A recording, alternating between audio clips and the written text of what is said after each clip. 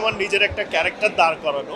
তো একটা অভিনয় শিল্পী আসলে কোন জিনিসটার নেশায় অভিনয় করে, সে নেশাটা কিন্তু হচ্ছে যে দর্শক তাকে কিভাবে ফিল করছে।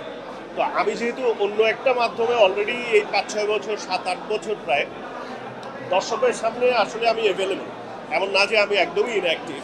তো ওই দর্শক রেসপন্সটা আমি সবসময় পাই, সেই কারণে খুব যে আমি অভিনয়টাই স্পেসিফিক্যালি মিস করি সেটা একেবারে বলা যাবে না। বাট এর মধ্যেও বিভিন্ন সময় আসলে আমার সময়টা ম্যাচ করে নাই, এই কারণে অনেক কাজই আমার করা হয়। ইউটিউবের কন্টেন্ট তো ডেফিনেটলি আমি এনজয় করি, কারণ এটা আমি আমার মতো করি। সো আমার যেদিন মন চায় আমি করি, যেদিন আমি আমার মন চায় না সেদিন আমি করি না। আর অভিনয়ের যেটা বলবো ব্যাপার, ওইটা তো একটা কম্বাইন্ড 30-40 জনের একটা টিম, সারাদিন আড্ডা দেওয়া, কাজ করা, খাওয়া দাওয়া করা, that is the different feeling.